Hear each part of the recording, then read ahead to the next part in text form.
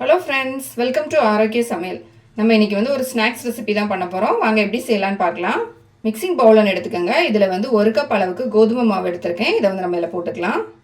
3/4 cup அளவுக்கு சர்க்கரை வந்து நல்லா பவுடர் பண்ணி எடுத்து வச்சுருக்கேன். இதையும் நம்ம இது கூட போட்டுக்கலாம். நான் வந்து இது கோதுமை மாவில் பண்ணுறேன். நீங்கள் கோதுமை மாவுக்கு பதிலாக மைதா மாவு கூட யூஸ் பண்ணிக்கலாம்.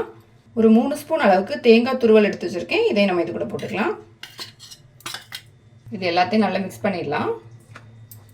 இனிப்பு உங்களுக்கு எந்த அளவுக்கு தேவையோ அந்த அளவுக்கு வந்து சேர்த்துக்கங்க. நான் இன்றைக்கி வந்து 1 கப் மாவுக்கு 3/4 கப் அளவுக்கு சர்க்கரை சேர்த்துருக்கேன். இது வந்து கரெக்டாக இருக்கும். இப்போ எல்லாத்தையும் நல்லா மிக்ஸ் பண்ணியாச்சு.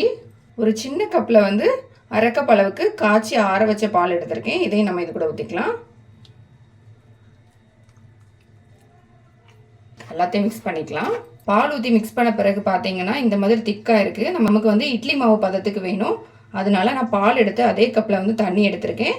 இப்போ எல்லாத்தையும் நான் ஊற்ற போகிறதில்ல, கொஞ்சம் கொஞ்சமாக ஊற்றி மிக்ஸ் பண்ணிக்க போகிறேன். நமக்கு தண்ணி எந்த அளவுக்கு தேவையோ அந்தளவுக்கு மிக்ஸ் பண்ணால் போதும். தண்ணி சேர்த்து நல்லா மிக்ஸ் பண்ணிட்டேன். மிக்ஸ் பண்ண பிறகு பார்த்தீங்கன்னா நமக்கு வந்து பேட்டர் வந்து இந்த மாதிரி இருக்கணும். நான் வந்து எடுத்த தண்ணியில் வந்து இவ்வளோ வந்து மிச்சம் இருந்திருக்கு. அதனால் தேவையான அளவு தண்ணி மட்டும் சேர்த்துக்கோங்க.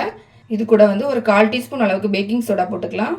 ஒரு பாதி அளவுக்கு லெமன் எடுத்திருக்கேன். இதை நம்ம இது கூட புழிஞ்சு ஊற்றிடலாம். இது வந்து நம்ம ஆவியில் வச்சு தான் வேக வைக்க போகிறோம்.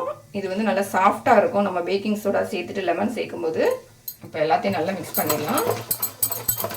ஸ்கூல்லேருந்து வரக்கூடிய குழந்தைங்களுக்கு இந்த மாதிரி நம்ம வீட்டில் இருக்கக்கூடிய கோதுமை மாவு, தேங்காய், சர்க்கரை எல்லாம் வச்சு குயிக்காக வந்து இந்த மாதிரி ஒரு ஸ்நாக்ஸ் வந்து சீக்கிரமாக செஞ்சிடலாம். அதனால் வந்து நீங்கள் கண்டிப்பாக ட்ரை பண்ணி பாருங்கள். இப்போ நல்லா வந்து மிக்ஸ் பண்ணியாச்சு. எல்லாத்தையும் நம்ம வந்து மாவு ரெடி பண்ணி வச்சாச்சு. இப்போ வந்து ஒரு 3 பவுல் எடுத்திருக்கேன்.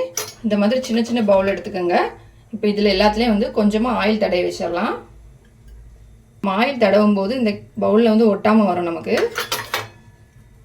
எல்லாத்துலேயும் ஆயில் தடவின பிறகு கொஞ்சமாக மைதா மாவு எடுத்து எல்லாத்துலேயும் போட்டு விட்டுடலாம். இதுக்கு வந்து கோதுமை மாவு கூட யூஸ் பண்ணிக்கோங்க. நான் இன்றைக்கி வந்து மைதா மாவு போட்டுக்கிறேன். நம்ம ரெடி பண்ணி வச்சுருந்த மிக்ஸை வந்து இப்போ எல்லாத்துலேயும் எடுத்து ஊற்றிக்கலாம். ஃபுல்லாக ஊற்றாண்டா பாதி அளவுக்கு ஊற்றினா போதும். ஏன்னா வந்து அது மேலே வந்து நல்லா எலும்பி வரும்.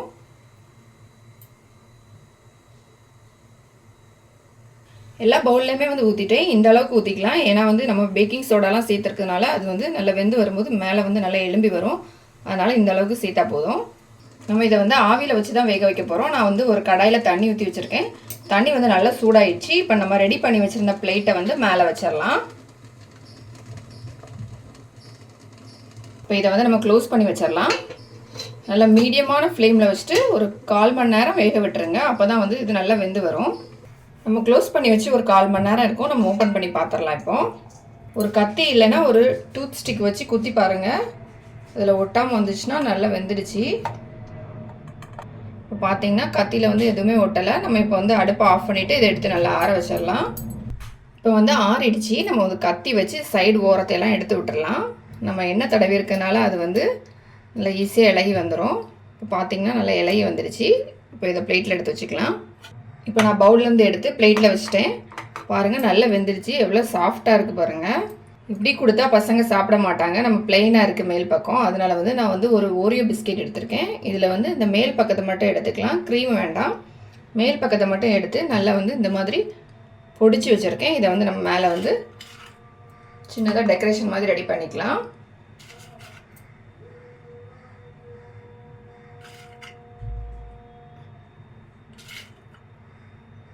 நீங்கள் இதுக்கு பதிலாக நட்ஸு கூட போட்டுக்கலாம்.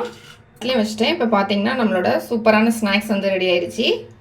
1 கப் கோதுமை மாவு வச்சு எப்படி ஒரு சூப்பரான ஹெல்த்தியான ரொம்ப ஸ்வீட்டான ஸ்நாக்ஸ் பண்ணலாம் அப்படிங்கிறத பார்த்தோம். இது வந்து கண்டிப்பாக ட்ரை பண்ணி பாருங்கள். ரொம்ப டேஸ்ட்டாக இருக்கும். குழந்தைங்க எல்லாமே ரொம்ப விரும்பி சாப்பிடுவாங்க.